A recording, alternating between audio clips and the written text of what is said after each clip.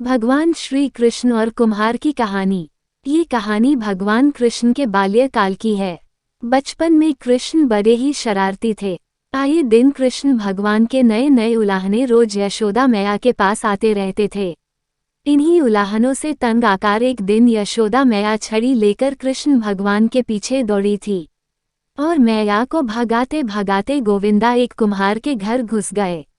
उस वक्त कुम्हार अपने काम में व्यस्त था, पर जब कुम्हार की दृष्टि भगवान पर पड़ी तब वो बड़ा ही प्रसन्न हो उठा।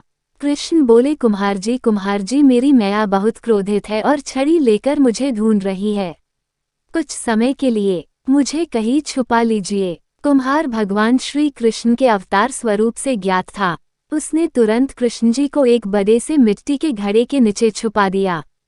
कुछ समय पश्चात जब यशोदा मैया ने वहां आकर पूछा, क्यों रे कुम्हार, क्या तूने मेरे कान्हा को देखा है? तो कुम्हार ने जवाब दिया, नहीं मैया, मैंने नहीं देखा। कुम्हार और यशोदा मैया के बीच हो रहा संवाद भगवान श्री कृष्ण गौर से सुन रहे थे। फिर जब माता यशोदा वहां से चली गई तब कान्हा बोले, कुम्हार जी मेरी माता यदि चली गई हो तो मुझे इस घड़े से बाहर निकालिए। कुम्हार बोला, ऐसे नहीं भगवान, पहले आपको मुझे वचन देना होगा कि आप मुझे 84 लाख योनियों के बंधन से मुक्त कर देंगे। कुम्हार की बात सुनकर कान्हा जी मुस्कुराए और बोले, ठीक कुम्हार, मैं वचन देता हूँ कि मैं तुम्हें 84 लाख योनियों के बंधन से मुक्ति दे दूंगा। अब तो मुझे बाहर निकालो।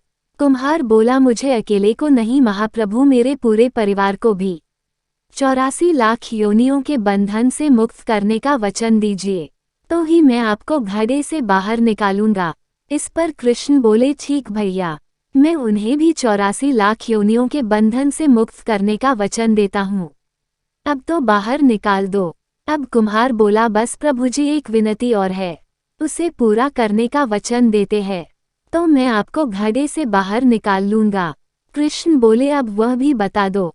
कुम्हार ने कहा, हे प्रभु जी, जिस घड़े के नीचे आप छुपे हैं उस घड़े को बनाने के लिए लाई गई मिट्टी मेरे बैलों पर लाद कर लाई है। आप मेरे उन बैलों को भी 84 लाख योनियों के बंधन से मुक्त करने का वचन दीजिए।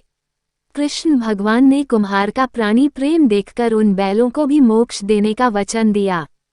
कान्हा बोले, लो तुम्हारी सभी इच्छाएं पूरी हो गई है, अब तो इस घड़े से मुझे बाहर निकल लो।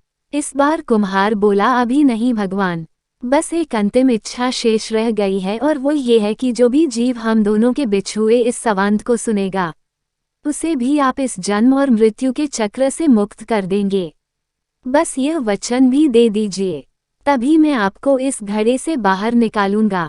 कुम्हार की सच्ची प्रेम भावना देखकर कृष्ण भगवान अति प्रसन्न हुए और उन्होंने कुम्हार को तथास्तु कह दिया। फिर जाकर कुम्हार ने बाल कृष्ण को घड़े से बाहर निकाला।